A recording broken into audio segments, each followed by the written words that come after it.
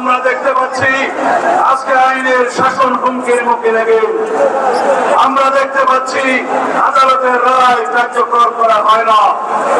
সেই পরিস্থিতিতে আমরা আহ্বান জানাবো, আমরা যেন সকলে ঐক্যবদ্ধ থাকি, গণতন্ত্রের পক্ষে সকল শক্তির মধ্যে দৃঢ় ইস্পাত রইল। আমরা সংকল্প তৈরি করি, ঐক্য তৈরি করি বাংলাদেশের সামনে, যাতে কোনোদিন আবার নব্য স্বৈরাচারের উৎপাদন না হয়, ফ্যাসিবাদের উৎপত্তি না হয়। আমরা সেই রকম একটি সংবিধান চাই, সেই রকম একটি রাষ্ট্র কাঠামো চাই, সেই রকম রাষ্ট্র সংস্কার করতে চাই, যেই রাষ্ট্রের মধ্যে আর কোনোদিন কোন স্বৈরাচারের উৎপত্তি হবে না, আর কোনোদিন সংসদীয় ফেডারের উৎপত্তি হবে না, আর কোনোদিন রাষ্ট্রে স্বৈরাচারের ফ্যাসিবাদের উৎপত্তি কোন প্রজনন স্থল হবে না। এই দেশে আমরা জানি 200 বছরের ব্রিটিশ শাসনের সময় ইস্ট ইন্ডিয়া কোম্পানি যে লুটপাট করেছিল তার চাইতে বহুগুণ লুটপাট করেছে আওয়ামী ফ্যাসিবাদী শক্তি। তারা বিগত 15-16 বছরে প্রতি বছর 2 লক্ষ কোটি টাকা করে মোট প্রায় 30 লক্ষ কোটি টাকা এদেশের জনগণের সম্পদ বিদেশে পাচার করেছে।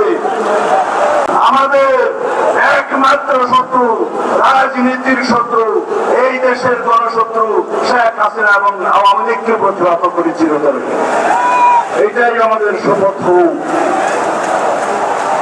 আর আওয়ামী লীগের ইতিহাস যদি বলতে চাই, আপনাদেরকে স্মরণ করিয়ে দেওয়ার জন্য, আওয়ামী লীগের জন্মলগ্ন থেকে আজ পর্যন্ত আওয়ামী লীগ কোনদিন গণতন্ত্র বুঝেনি। গণতন্ত্র তারা বিলুপ্ত করেছে, স্বৈরতন্ত্রের তারা প্রতিষ্ঠা করেছে।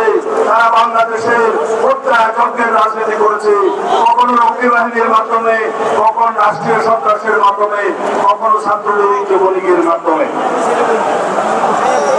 আমরা যারা গণতন্ত্রের পক্ষে সংগ্রাম করেছি, আমরা যারা আমাদের দেশনায়ক তারেক রহমানের নেতৃত্বে দীর্ঘ 15-16 বছর বাংলাদেশের ফ্যাসিবাদ বিরোধী গণতান্ত্রিক সংগ্রাম করেছি, তারা আমরা আজকে কোন দেশের নাকি এজেন্ট হয়ে গিয়েছি।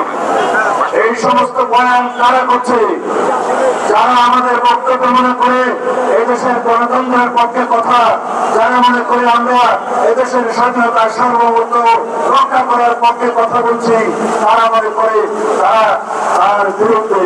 আমরা বুঝি এই দেশে পরস্পরের মধ্যে বিভেদ সৃষ্টির মধ্য দিয়ে ফ্যাসিবাদী শক্তি নতুন করে আবার পায়তারা করছে এদের মাধ্যমে বাংলাদেশে প্রবেশ করার জন্য।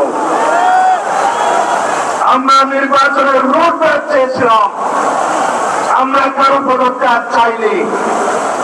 পদত্যাগের নাটক দেখেছে বাংলাদেশের মানুষ।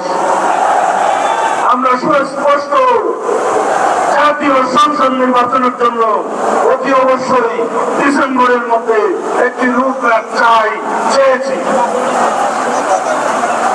আমরা গণতান্ত্রিক অধিকারের জন্য যদি কথা বলি, সেটা যদি আমাদের অপরাধ হয়, সেই অপরাধ আমরা বারংবার করতে পারব।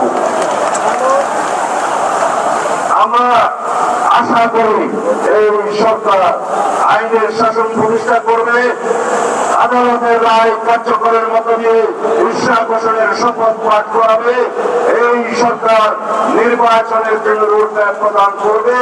অন্যথায় যদি এই অন্তর্বর্তীকালীন নিরপেক্ষ সরকারের বিরুদ্ধে গণতন্ত্রের দাবিতে, নির্বাচনের দাবিতে বাংলাদেশের মানুষকে আন্দোলন করতে হয়, সেটা হবে ইতিহাসে দুর্ভাগ্যজনক কথা।